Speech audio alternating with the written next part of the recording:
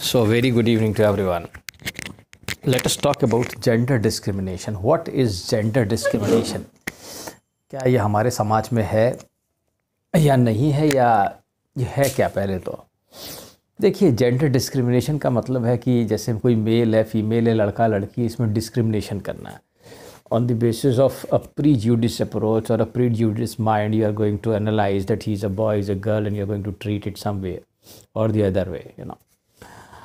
Now the point is, what is the beginning and what is the point?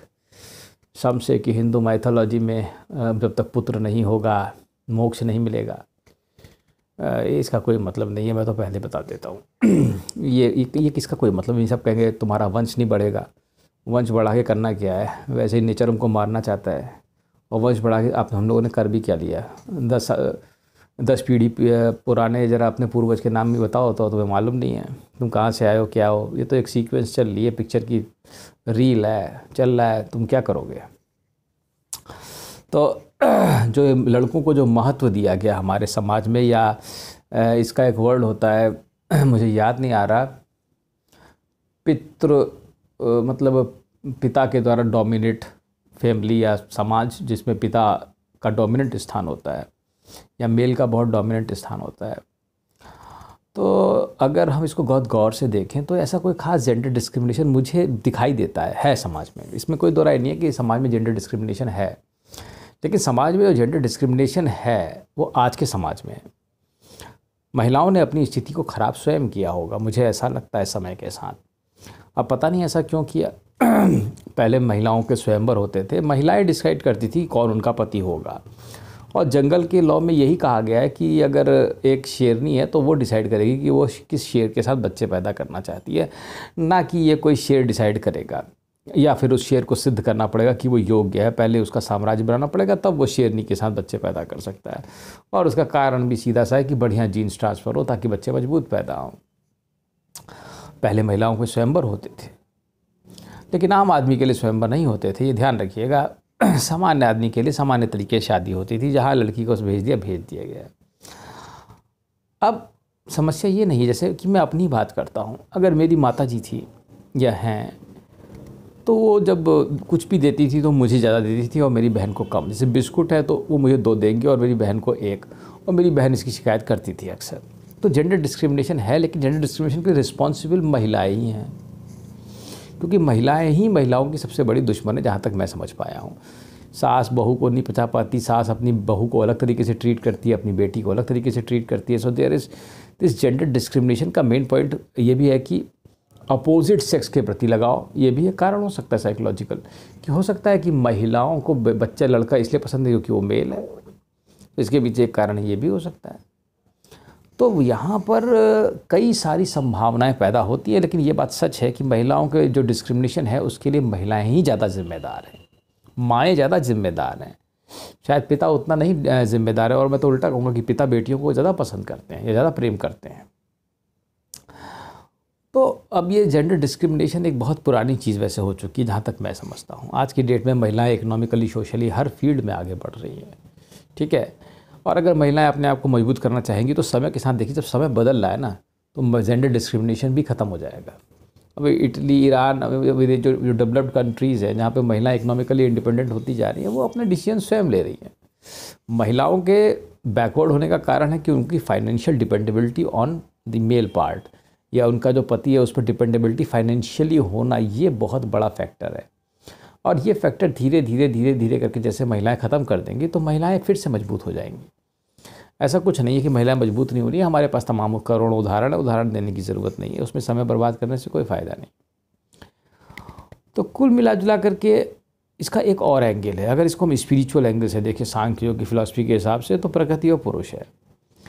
अब इसमें मान लीजिए आप किसी से प्रेम करते हैं, ठीक है, तो आप उसे सब कुछ दे देते हैं, ये एक फैक्ट है। जो भी आपके पास होगा वो आप दे देंगे। अब उसे कह सकते हैं तन मन धन, ठीक है। लेकिन ऐसा है, जब प्रकृति और पुरुष अलग, दोनों बहुत प्रेम करते होंगे, तो हो सकता है प्रकृति ने अपने सम्मान के लिए अपने आप को नीचे रखा हो और पुरुष को ऊपर उठाया हो। अगर हम एक जनरल बात कर रहा हूँ मैं, कि मतलब हो सकता है कि महिला जो प्रकृति को रिप्रेजेंट करती है, अगर हम ऐसा माने तो, ठीक है, और पुरुष जो आदमी को रिप्रेजेंट कर रहा है, ठीक है, तो हो सकता है सम्मान के भाव से शायद प्रकृति ने अपने आप को थोड़ा नीचे बैठा दिया हो और आदमी को थोड़ा सा ऊपर रखा हो कि ये मेरे प्रेमी हैं, इनको ऊपर रखो, ठीक है। लेकिन करती सब कुछ प्रकृति ही है, ऐसा हो सकता है। लेकिन इसमें एक दूसरा एंगल भी आता है कि हो सकता है जो लिंग का विभेदन बाहर से दिख रहा है हमको, वो हो ही ना है।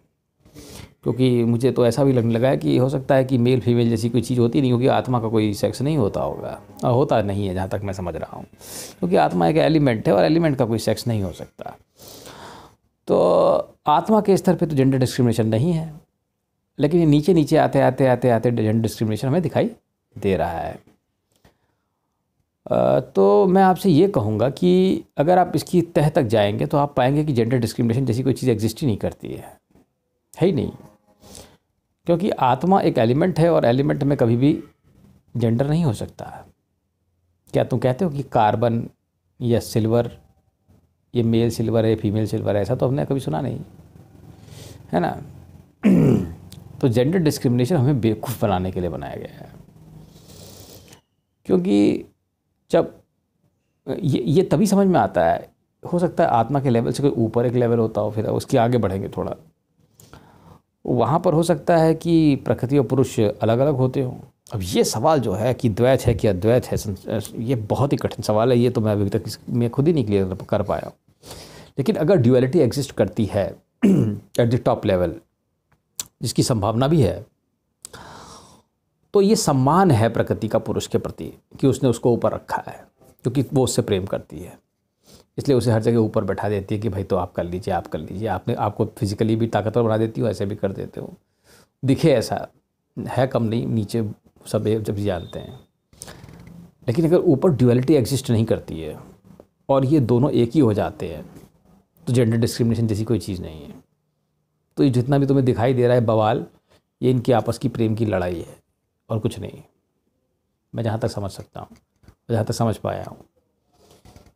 क्योंकि आत्मा का, क्योंकि जीव के शरीर को किसी एक दूसरे जीव के शरीर में ट्रांसफ़र किया जा सकता है, शंकराचार्य ने किया था। तो अगर हम किसी पुरुष को एक महिला के शरीर में डाल दें तो वो महिला हो जाएगी, है ना। तो जेंडर डिस्क्रिमिनेशन ख़त्म हो जाएगा, तो उसकी एग्जिस्टेंस ही ख़त्म हो जाएगी।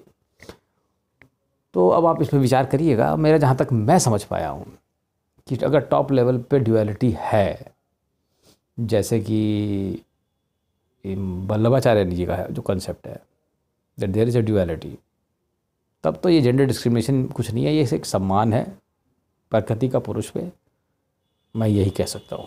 ठीक है, थैंक यू।